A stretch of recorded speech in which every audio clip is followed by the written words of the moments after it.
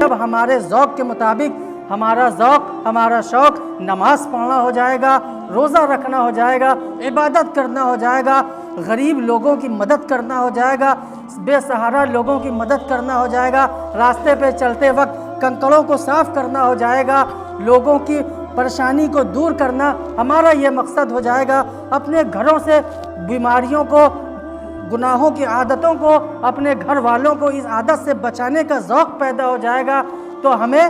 یہ دقت نہیں ہوگی۔ ہم ہر حال میں یہ کوشش کریں گے، اگر ہمارا بھائی کھڑے ہو کر پانی پی رہا ہے تو ہم اس کو ٹوک دیں گے، بھائی پانی بیٹھ کر پیو، پانی بیٹھ کر پینا سنت ہے، لیکن اس کے لیے یہ فطرت ہمارے اندر ہونی چاہیے کہ ہم اپنی اور اپنے بھائی کی اصلاح کریں۔ یہ اصلاح کرنے کی ایک فطرت ہوتی ہے، جب یہ فطرت ہوگی ہم آٹومیٹکلی کہیں میں بھی ہو، کسی بھی سچویشن میں ہوں گے، ہمارے زبان سے یہ الفاظ آٹومیٹکلی نکل جائیں گے کہ بھائی پانی بیٹھ کر پیئے، پانی بیٹھ کر پینا سنت ہے۔ آپ ایک مسلمان ہیں، آپ کو پتہ ہونا چاہیے، وہ اپنے انداز میں اپنے طریقے سے اس شخص کو سمجھانے کی ہر ممکن کوشش کرے گا، لیکن اس کے لیے ضروری ہے کہ ہمارے اندر یہ فطرت ہو کہ ہم اپنے اور اپنے بھائیوں کی اصلاح کرنے کی کوشش کریں گے، تب یہ چیز ہمارے سامنے ہمارے زبان سے، ہمارے اعمال سے ثابت ہوگی۔ اگر ہماری سوچ ہی نہیں ہے تو ہم کہیں پر بھی ہوں، کہیں بھی غلط کام دیکھیں، ہم تو یہ سوچیں گے بھائی یہ غلط کام کر رہے ہیں،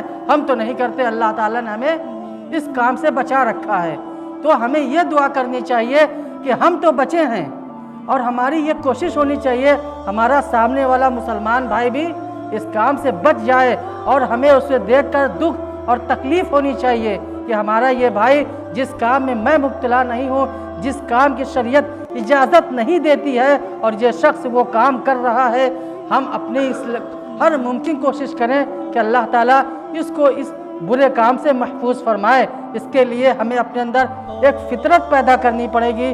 زمانے میں، اپنے معاشرے میں، اپنے گھر میں اصلاح کی۔ اسی لیے اس تنظیم کا نام تنظیم اصلاح معاشرہ رکھا گیا۔ معاشرے کی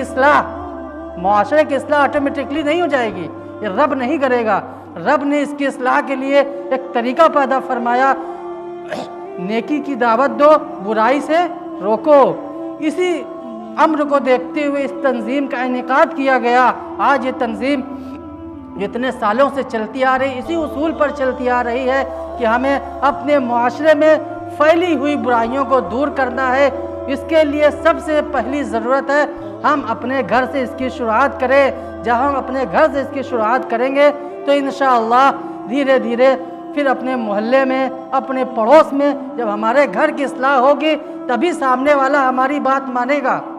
اگر ہم خود عمل نہیں کرتے، اپنے گھر والوں کی اصلاح نہیں کرتے، تو سامنے والا بھی ہماری بات رد کر دے گا، کہے گا میاں پہلے اپنے گھر کا حال تو جان لو، پھر ہمارے پاس آنا۔ تمہارے گھر میں تو دنیا کے سارے جرائم، سارے اعمال ایسے ہو رہے ہیں جو شریعت کے خلاف ہیں، اور تم ہم کو شریعت سکھانے آئے ہو۔ پہلے خود تو اس پر عمل کر لو، اپنے گھر والوں کو اس پر عمل کرا لو۔ یہ آپ کی پہلی ذمہ داری بنتی ہے کہ ہم اپنی سوچ کو ایسی بنائیں جو اللہ کے رسول کے شریعت کے مطابق ہو، اور اللہ کے رسول صلی اللہ علیہ وسلم نے جو سوچ ہمیں عطا کی، جو صحابہ نے سوچ ہمیں عطا کی، جب اللہ کے رسول دنیا سے تشریف لے گئے تو زیادہ مسلمان نہیں تھے، پھر جب حضرت عمر کا زمانہ، انہوں نے اپنی سوچ اللہ کے رسول صلی اللہ علیہ وسلم کی تعلیم کے مطابق دین کی اس طرح خدمت کی کہ لوگوں نے اسلام کو جانا، پہچانا، اور پھر لوگ اسلام پر اس طرح عمل کرنے لگے کہ اسلام اور مسلمان ساری دنیا میں مشہور ہو گئے کہ مسلمان ایک ایسی قوم ہے جس کے پاس ہم اپنی امانت رکھ دیں تو وہ امانت محفوظ رہے گی۔ اگر ہم کہیں جا رہے ہیں تو ہم ان کو اپنے گھر کی چابی دے دیں تو یہ گھر انشاءاللہ محفوظ رہے گا، جو سامان جیسا رکھا ہے ویسا ہی رکھا رہے گا۔ کوئی مسلمان کہیں سفر پر جا رہا ہے، کوئی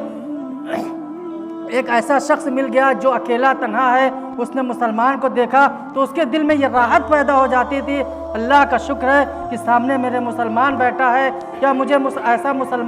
ایسا ساتھی مل گیا ہے جو یقیناً میری حفاظت فرمائے گا، میرے ساتھ کچھ غلط نہیں ہونے دے گا۔ یہ اس وقت کی بات تھی جب ہمارے صحابہ اللہ کے رسول صلی اللہ علیہ وسلم کی شریعت پر سختی سے عمل کرتے تھے، چھوٹی چھوٹی باتوں پر سختیوں سے عمل کرتے تھے۔ یہ سوچ اور یہ فکر تھی کہ جو میرے رسول نے فرما دیا وہی سچ ہے، اسی پر ہمیں زندگی عمل کرنی ہے، یہی طریقہ ہونا چاہیے زندگی بسر کرنے کا، یہی سوچ ہونی چاہیے اور یہی سختی ہونی چاہیے۔ جو کام میرے رسول نے منع فرما دیا وہ کسی حال میں جائز نہیں ہو سکتا، چاہے کوئی کتنا بھی کہہ دے نہیں یہ طریقہ وہ طریقہ اس طریقے سے جائز ہے اس طریقے سے جائز ہے، نہیں تو نہیں۔ جب اللہ کے رسول نے منع فرما دیا تو وہ منع ہے۔ تو اسی طرح ہم میں بھی اللہ تعالیٰ یہی شوق، یہی ذوق، یہی مرتبہ عطا فرمائے